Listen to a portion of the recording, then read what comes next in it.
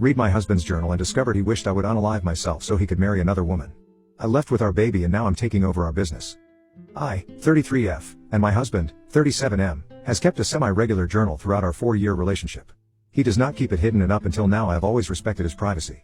We had a heated conversation and my gut told me to read it, so after he left for work, I did.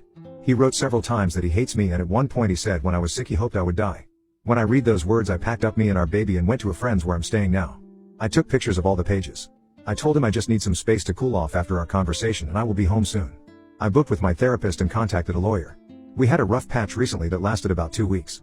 It was a dark time, but we pulled through. There was no violence, no moments where I was afraid of him, just sincere conversations about difficult feelings. The notes of hatred correspond with that rough patch. The rest of the journal is tame and reflects the man I know and love, mostly little self-pep talks around work and family stuff, goals, habit tracking. He has sent me several warm messages since I left. He says he's glad I'm taking space for myself, that he looks forward to reconnecting when I come home, it's okay to have little hiccups, that he loves me, etc. I was sure our relationship was over the moment I read that he hates me, or even the moment I felt the need to violate his privacy, but the warm messages and the rest of the journal have me wavering a little. I understand the need to blow off steam when things are tense, and journaling is a healthy way to do that. But never in even our darkest moments have I fantasized about his death. Splitting up maybe, but this feels so sinister. I don't know how I could ever feel safe around him again. Is this just healthy venting and I'm overreacting here?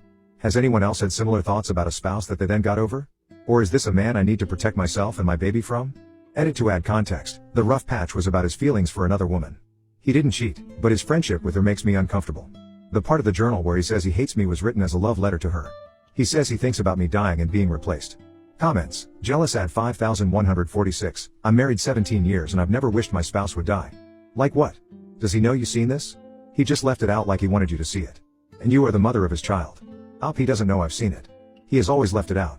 Parlor way, it is over. He wrote a love letter in his journal to another woman? You know it is more than a friendship. No matter what he says to your face. Stay strong. Contact an attorney.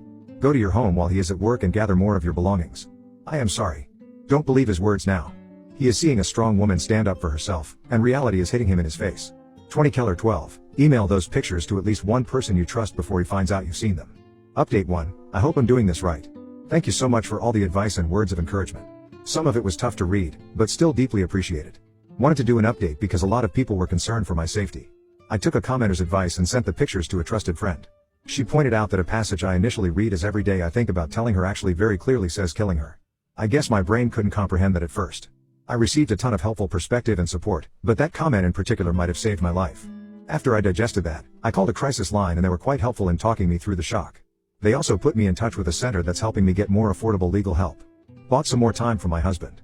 Told him I'm enjoying getting out of town and I'd like to stay an extra night or two. I have therapy tomorrow and an appointment with a social worker to make a safety plan. I feel like I have a good crew of family, friends and professionals supporting me. Absolutely zero regrets now about reading his journal. My gut told me something was off, but I couldn't have imagined a worst case scenario as bad as this. I'm so glad the inner alarm bells were louder than my conscience this time. Nothing about this marriage is worth risking my life to salvage. Update 2. Just want to say a huge thank you to this community for helping me through a challenging time. Your comments and messages have been such a comfort and I'm so touched by the kindness of internet strangers. At the suggestion of the social worker, I reported his journal to the local police, and that was, unsurprisingly, a 1/10 experience. The officer I spoke to chided me for reading his journal, spoke about his reasonable expectation of privacy and basically threatened to tell my husband I had reported him. I had to firmly advocate for myself and stress that I was afraid for my life. It was an awful conversation, but now there is at least a record which includes photos of the journal. The family lawyer I spoke with advised me to file a protection order right away. The order would ban him from all contact with me and our child, bar him from our residence, my workplace, and any other places I request. He would then have to prove to a judge that he is a fit parent to be able to see his daughter again, and then we would go to mediation to try and agree on what visitation would look like. Another wrench in this situation is that we own a business together. I have an appointment with another lawyer this week to discuss what my options are there. The business was my idea, I'm confident I can run it without him, and I want to, but he's put a lot of time into it and it's the main source of income for both of us right now.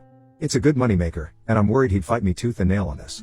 We take turns going in, so I went as usual on Saturday, with a friend and a baseball bat. I continued my